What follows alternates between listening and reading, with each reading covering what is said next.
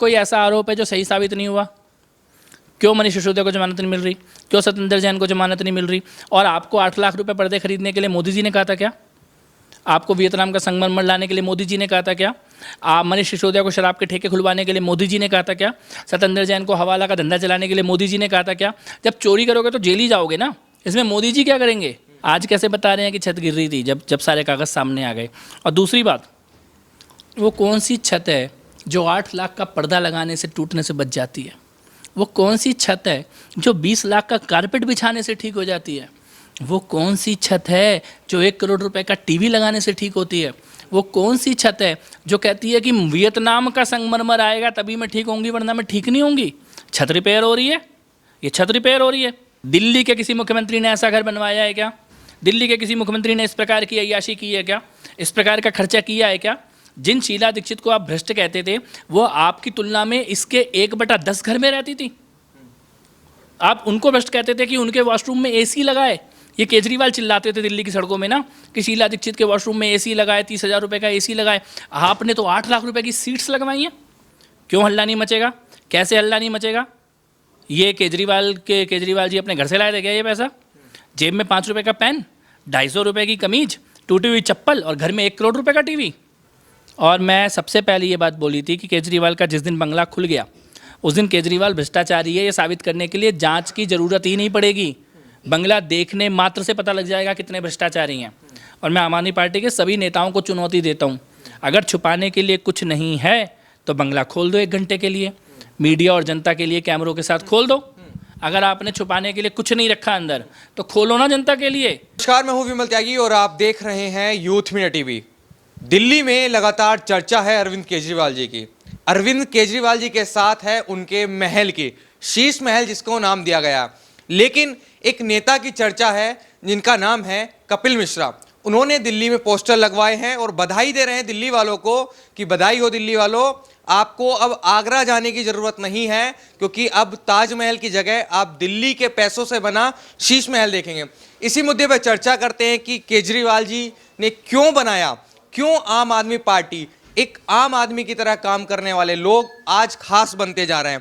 तो इसी मुद्दे पर चर्चा करते हैं। सर, बहुत बहुत स्वागत है आपका हमारे चैनल पर।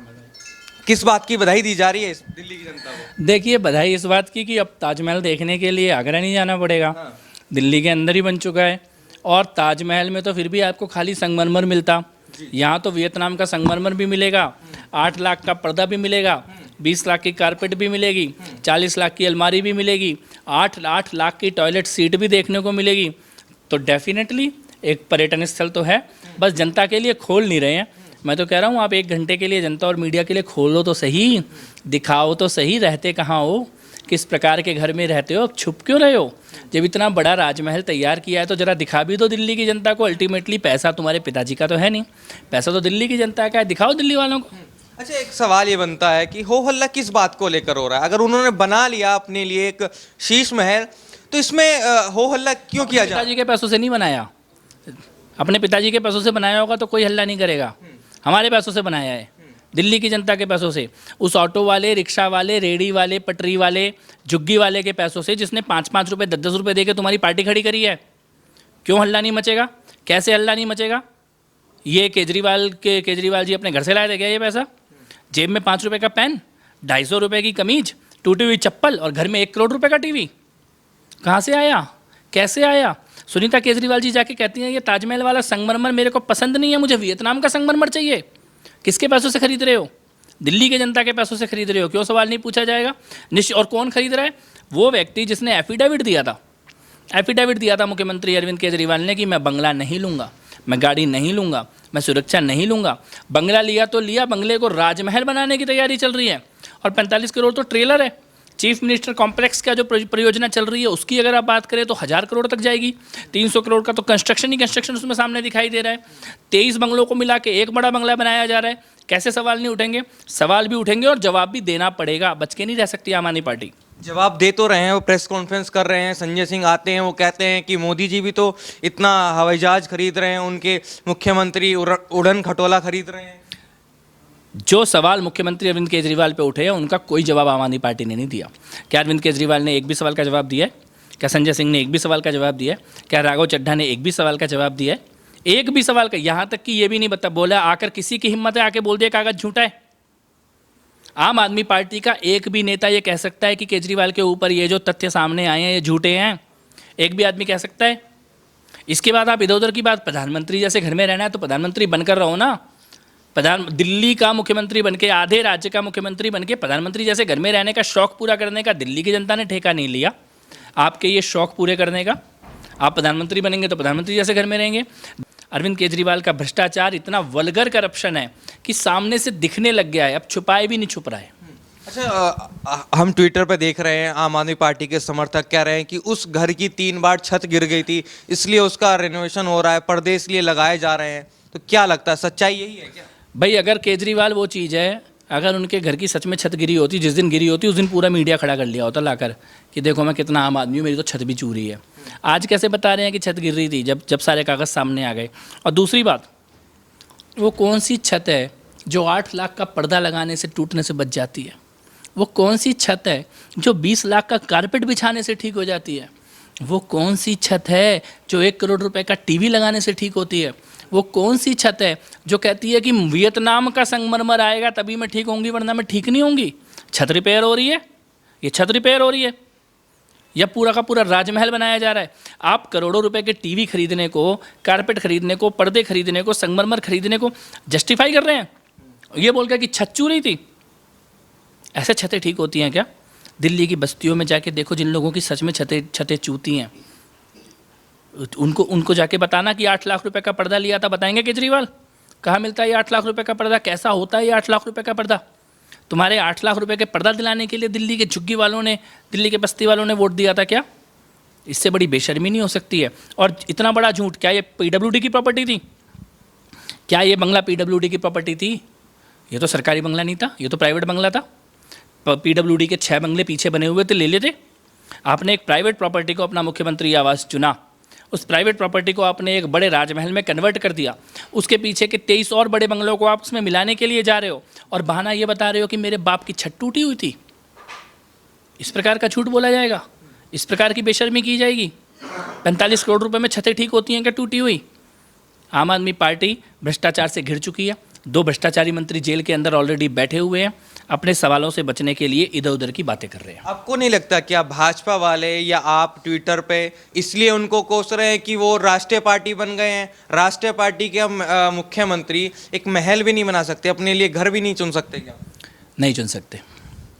राष्ट्रीय पार्टी बनना एक अलग विषय है और दिल्ली की जनता के पैसों से लूटना एक अलग विषय है। अगर आपने अपने पैसों से बनाया होता कोई सवाल नहीं उठाता, लेकिन अगर आप दिल्ली के पैसों से बनाएंगे, क्या राष्ट्रीय पार्टी बन गई तो इसके लिए आप अब 8-8 लाख रुपए के पर्दे खरीदने शुरू कर दोगे? कौन सी नैतिकता है? ये मॉरलिटी का भी मामला है और क्रिमिनलिटी का भी मामला है। ये नैतिक रूप से भी गलत है और कानूनन रूप से भी गलत है। ये आपराधिक मामला दिखाई दे रहा है और भ्रष्टाचार के अंतर्गत आता है। और जिन टीवी के बिल सामने आए हैं, 10 लाख रुपए का जो टीवी खरीदा वो मार्केट में 3 लाख रुपए का मिल रहा है। अगर आपने 3 लाख के टीवी को 10 लाख का खरीदा है तो 45 करोड़ रुपए में कितने पैसे खाए होंगे?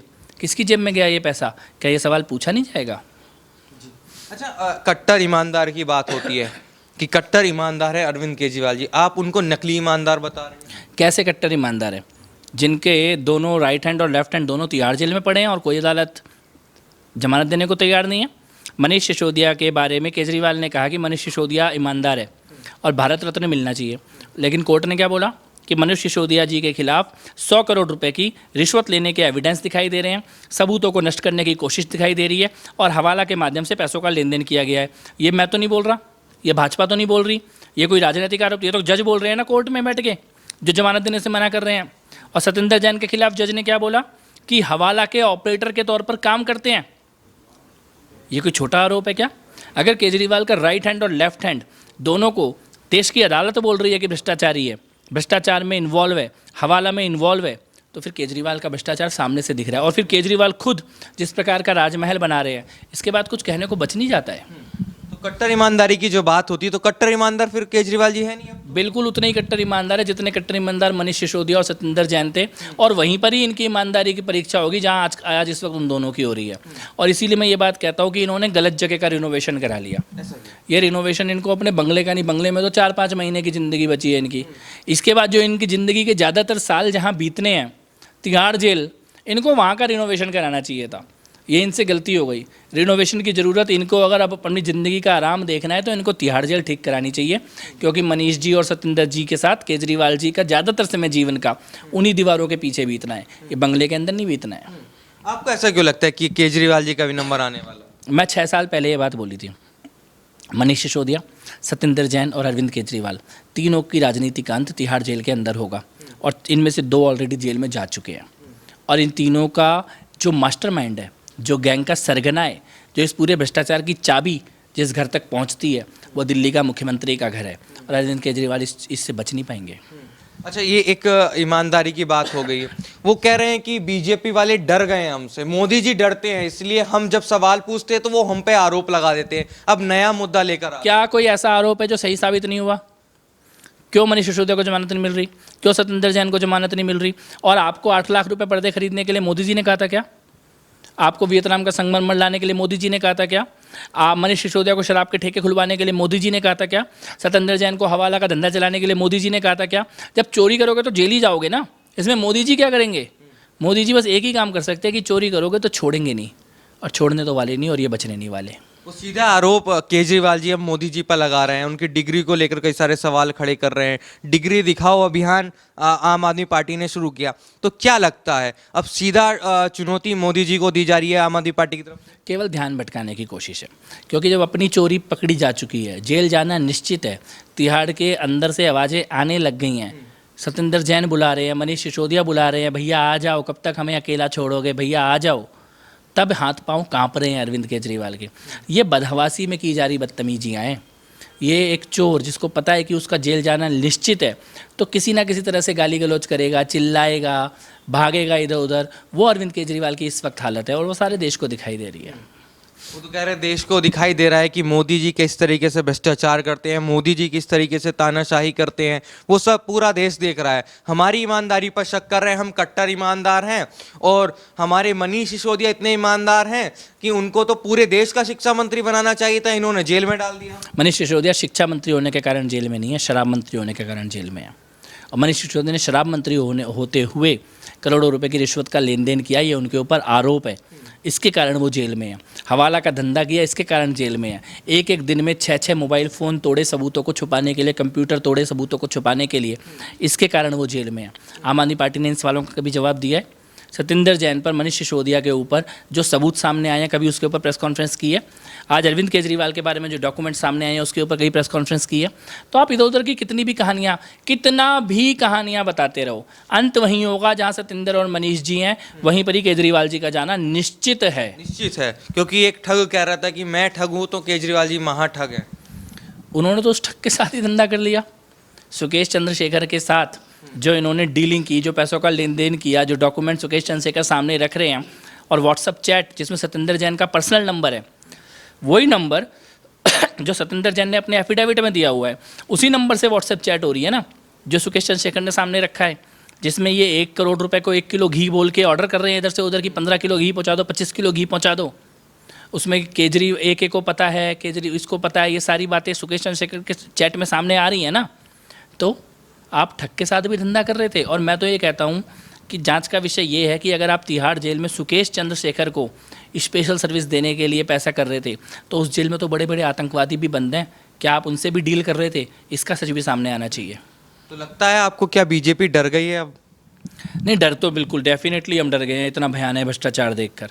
मैं तो खुद बोल रहा हूँ, हमें तो डर लग रहा है भैया। ये आपको भी लग रहा है डर? हाँ, 5 रुपए का पेन जेब में और 1 करोड़ रुपए का टीवी घर में, ये कितना लूट, कितना लालच इनके मन के अंदर भरा हुआ है।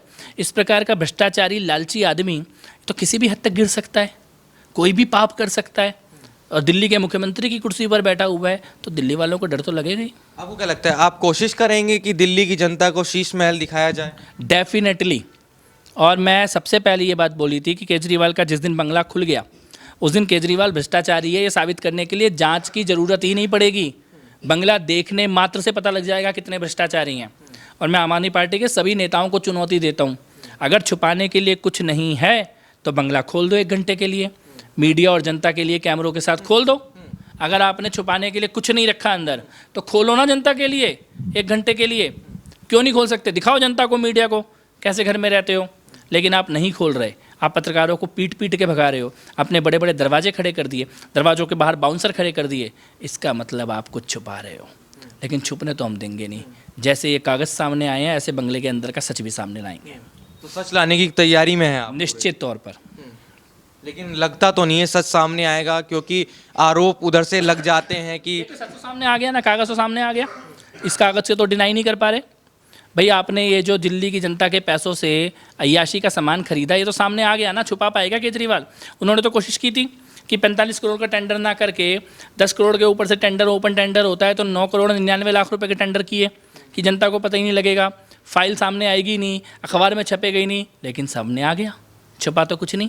इसीलिए सच तो पूरा सामने आएगा, कितनी भी कोशिश कर ले छुपा नहीं पाएंगे। आखिरी सवाल ये है कि वो क्या लगता है आपको, सीएम आवास वो बन रहा है, तो जब कोई नया सीएम बनेगा तो वो तो आवास उसको मिल जाएगा। हो सकता है आप बीजेपी की तरफ से सीएम बन जाए तो आपको आवास भी मिल सकता है। बात ये नहीं है कि नया सीएम बनेगा तो वो उस घर में आएगा कि नहीं आएगा। बात यह है कि क्या दिल्ली के मुख्यमंत्री के लिए इस प्रकार का खर्चा करना आवश्यक था? क्या दिल्ली का मुख्यमंत्री इस प्रकार का खर्चा कर सकता है? इतने पैसों से 224 मोहल्ला क्लिनिक बन जाती, इतने पैसों से कितने स्कूल बन जाते, इतने पैसों से अस्पताल बन जाता। जिन चीज़ों की ये तो बोलते थे ना, मंदिर मत बनाओ, स्कूल बना लो पैसों से, स्टैचू मत बनाओ, उस पैसे से अस्पताल बना लो, और आज तुम अपना बंगला बना रहे हो जनता के पैसों से। ये आने वाला कौन मुख्यमंत्री होगा, वो कहाँ रहेगा, ये बात की बातें हैं। लेकिन मुझे तो ऐसा लगता है कि सबसे पहले तो इस भ्रष्टाचार की पोल खुलनी चाहिए, इसमें पैसे की जो गड़बड़ी है वो सामने आनी चाहिए, केजरीवाल जैसे भ्रष्टाचारी जेल जाने चाहिए, और आवश्यकता पड़े तो इस शीश महल के ऊपर बुलडोजर चलना चाहिए। मतलब बाबा जी का बुलडोजर भी यहाँ भी लेकर आओ। चलना चाहिए, डेफिनेटली चलना चाहिए, बिल्कुल। तो जिस तरीके से पोस्टर आपने दिल्ली में लगाए, तो हो सकता है उस अंदाज में जो हमारे दर्शक हैं, आपके चाहने वाले हैं, उनको तो कह सकते हैं कि शीश महल देखने के। नहीं, मैं तो ये कहना चाहता हूँ कि ये काम तो संजय सिंह को करना चाहिए। शीश महल का टिकट बेचना शुरू कर देना चाहिए। उनका अनुभव भी है पुराना और योग्यता भी है उनके अंदर। तो केजरीवाल जी के शीश महल का टिकट बेचे संजय सिंह जी खड़े होकर, शायद दिल्ली की सरकार के रिवेन्यू में कुछ पैसा और बढ़ जाए। और बिल्कुल दिल्ली की जनता को बधाई, आगरा जाने की ज़रूरत नहीं है ताजमहल देखने के लिए। मुख्यमंत्री का शीश महल यहीं दिल्ली में है, और उसके आकर्षण देखिए, 8 लाख का पर्दा, 20 लाख की कारपेट, 40 लाख की अलमारी, करोड़ों रुपए का मार्बल देखने के लिए मुख्यमंत्री के दरवाजे खुलने चाहिए। तो हमारे साथ थे कपिल मिश्रा जी, जो लगातार हमलावर हैं अरविंद केजरीवाल पर और उनकी पार्टी पर।